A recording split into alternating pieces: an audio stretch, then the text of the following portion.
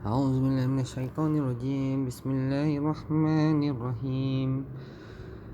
فلا تك في مرية مما يعبد هؤلاء ما يعبدون إلا كما يعبد آباؤهم من قبل وإنا لموفوهم نصيبهم غير منقوص ولقد آتينا موسى الكتاب فاختلف فيه ولولا كلمة سبقت من ربك لقضي بينهم وإنهم لفي شك منه مريب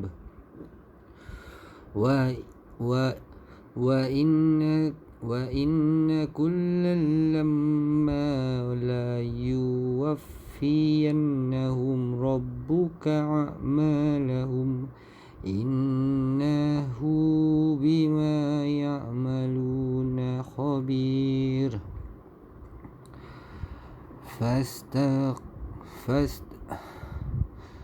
فاستقم كما أمرت ومن تاب معك ولا تطغوا إنه بما تعملون بصير. ولا تركنوا إلى الذين ظلموا فتمسكم النار وما لكم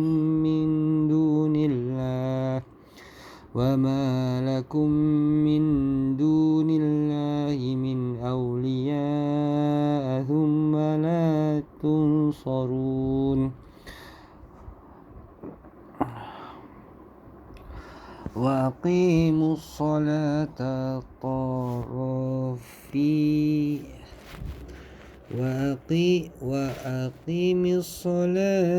طرفي النهار وزلفا من الليل إن الحسنات يذهبن السيئات ذلك ذكرى للذاكرين.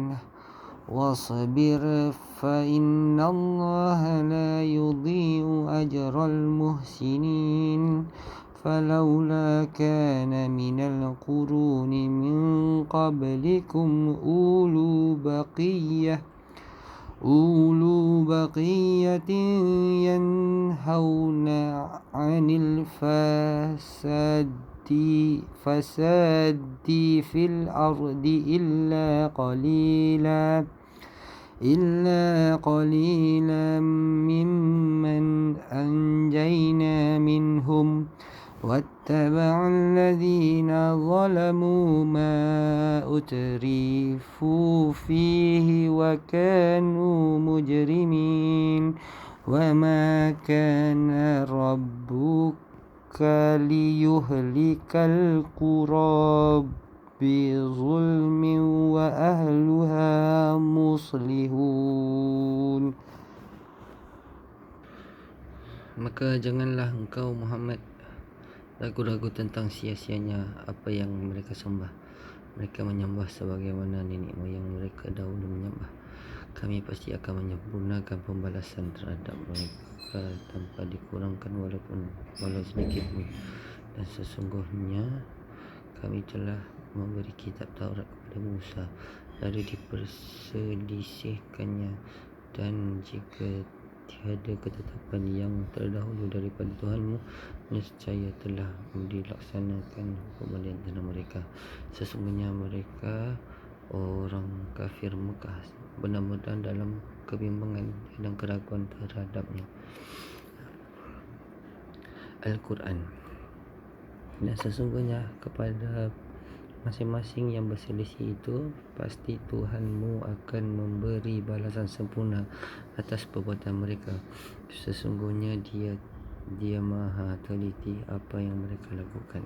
Maka tetaplah engkau Muhammad di jalan yang benar sebagaimana yang telah diperintahkan kepadamu, dan juga orang-orang yang bertaubat bersamamu, dan janganlah kamu melampaui batas. Sesungguhnya Dia Maha melihat apa yang kamu lakukan, dan janganlah kamu cenderung kepada orang yang zalim dan menyebabkan kamu disentuh oleh api neraka, sedangkan kamu tidak mempunyai seorang penolong pun selain daripada Allah. Kelak kamu tidak akan diberi pertolongan.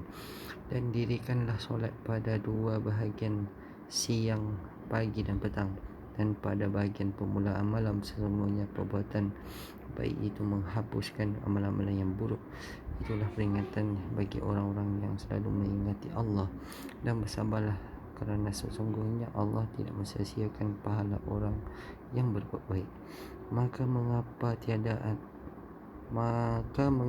antara umat sebelum kamu orang-orang yang mempunyai keutamaan dan melarang melakukan kerusakan di muka bumi, kecuali sebahagian kecil di antara orang yang telah kami selamatkan, dan orang-orang yang zalim hanya mementingkan kenikmatan dan kemewahan, dan mereka adalah orang-orang yang berdosa. Dan Tuhanmu tidak akan membinasakan negeri-negeri secara zalim selagi penduduknya adalah orang-orang yang melakukan kebaikan. Ini merujuk pada ini, sekiranya tiada ketetapan penundaan azab terhadap mereka sampai hari kiamat, tentulah mereka dibinasakan pada waktu itu juga. Dari tafsir Ibnu Kathir, pengikut Ibnu Abbas, makna dan dirikanlah mengikut Ibnu Abbas, makna dan dirikanlah solat pada kedua hujung siang adalah solat subuh dan maghrib. Demikian pula mengikut Al-Hasan dan Zaid bin Aslam. Dalam riwayat Al-Hasan, Qatadah, Ad-Dahak dan yang lainnya mengatakan bahawa maksudnya ialah solat subuh dan asar. Sementara itu Mujahid mengatakan bahawa maksudnya ialah subuh merupakan awal siang, dan zuhur serta asar merupakan akhir siang. Firman Allah, wa zulafan minal lail, mengikut Ibnu Abbas, Mujahid, Al-Hasan dan yang lainnya ialah solat isyak. Dimungkinkan bahawa ayat ini turun sebelum ada kewajipan solat 5 waktu pada malam Isra Mi'raj, kerana sebelumnya baginda diwajibkan solat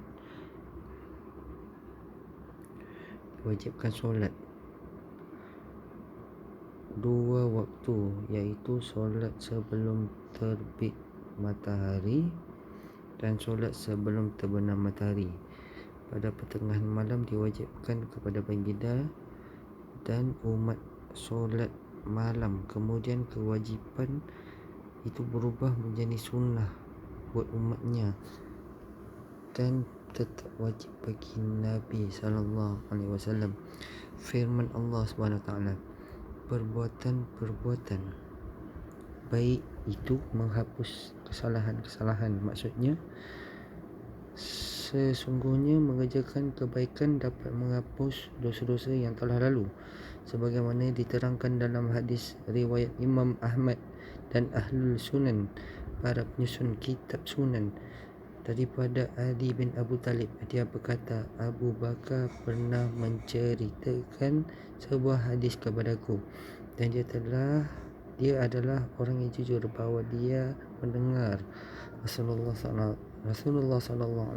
bersabda, tidak ada seorang Muslim yang melakukan suatu dosa kemudian dia berwuduk dan melaksanakan solat 2 rakaat, melainkan dosanya diampuni. Dalam riwayat Bukhari dan Muslim diterangkan bahawa Uthman bin Affan berwuduk seperti wuduk Rasulullah SAW. Kemudian dia berkata, beginilah aku melihat Rasulullah berwuduk, dan baginda bersabda, barang siapa yang berwuduk ketika wuduk ini, kemudian dia solat 2 rakaat dengan khusyuk, nescaya diampuni dosanya yang telah lalu. Imam Muslim meriwayatkan dalam kitab sahihnya daripada Abu Hurairah bahawa Rasulullah bersabda, solat 5 waktu Jumaat hingga Jumaat dan Ramadan hingga Ramadan dapat menghapus dosa-dosa yang dilakukan di antara semuanya selama menjauhi dosa-dosa besar. Dari riwayat Imam Ahmad daripada Abu Ayyub Al-Ansari, dia berkata Nabi SAW bersabda, sungguh setiap solat akan menghapus kesalahan yang ada di hadapannya. Imam Bukhari berkata, telah menceritakan kepada kami Qutaibah bin Sa'id, dia berkata telah menceritakan kepada kami Yazid bin Zuraid daripada Sulaiman At-Taimi daripada Abu Usman An-Nahdi daripada Ibnu Mas'ud, dia berkata bahawa seorang lelaki mencium seorang perempuan, lalu dia datang menghadap Nabi SAW lalu menceritakan kejadian itu kepada baginda. Kemudian Allah menurunkan ayat, dan dirikanlah solat pada kedua hujung siang. Orang itu bertanya, wahai Rasulullah, apakah ini hanya untukku? Baginda menjawab, ini untuk semua umatku. Ibnu Kathir, Tafsirul Quran.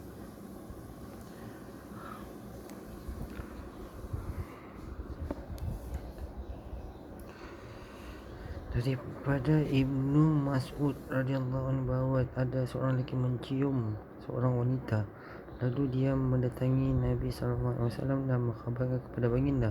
Maka turunlah firman Allah, dan laksanakanlah solat pada kedua hujung siang, pagi dan petang, dan pada bahagian permulaan malam. Perbuatan-perbuatan baik itu menghapuskan segala kesalahan-kesalahan. Lelaki itu lalu bertanya, wahai Rasulullah, apakah ini khusus untukku? Baginda menjawab, untuk semua umatku. Muslim. Hadis di atas memberikan keterangan solat menghapuskan dosa-dosa kecil. Mencium wanita yang tidak halal, bukannya isterinya, merupakan dosa dan salah satu bentuk kemaksiatan. Begitu pula bersalaman dengan berlawanan jenis. Al-Haris pekerja Usman berkata, pada suatu hari Usman duduk dan kami pun duduk bersamanya. Kemudian datang seorang muazzin membawakan air wuduk dalam bekas. Kemudian dia berwuduk dan berkata, aku melihat Rasulullah SAW berwuduk seperti wudukku ini, dan baginda bersabda, barang siapa berwuduk seperti wudukku ini kemudian berdiri melaksanakan solat zuhur, nescaya akan diampuni dosanya yang dilakukan di antara zuhur dan subuh. Kemudian melaksanakan solat asar, nescaya akan diampuni dosanya di antara asar dan zuhur. Kemudian melaksanakan solat maghrib, nescaya akan diampuni dosanya di antara maghrib dan asar. Kemudian melaksanakan solat isyak, nescaya akan diampuni dosanya di antara isyak dan maghrib, barangkali dia berjaga pada waktu malamnya. Jika dia bangun dan berwuduk kemudian melaksanakan solat subuh, nescaya akan diampuni dosanya di antara subuh dan solat isyak. Itulah al-hasanat, kebaikan-kebaikan yang akan menghapus keburukan-keburukan. Ditanyakan kepada Utsman, kalau itu adalah al-hasanat, lalu apa yang dimaksudkan al-baqiyat, wahai Utsman? Dia menjawab, al-baqiyat adalah kalimat la ilaha illallah, subhanallah, alhamdulillah, Allahu akbar, dan la haula wala quwata illa billah. Hadis riwayat Ahmad. Ka'ab bin Ujrah radhiyallahu anhu berkata, saat saya duduk di dalam masjid Rasulullah sallallahu alaihi wasallam dengan menyandarkan punggung ke kiblat, jumlah kami waktu itu 7 orang, 4 orang hamba saya dan yang kami merdekakan, dan 3 orang Arab Badui. Tiba-tiba Rasulullah keluar untuk menunaikan solat zuhur. Baginda berhenti di hadapan kami sambil bertanya, apa tujuan kamu duduk di sini? Kami menjawab, wahai Rasulullah, kami sedang menunggu solat.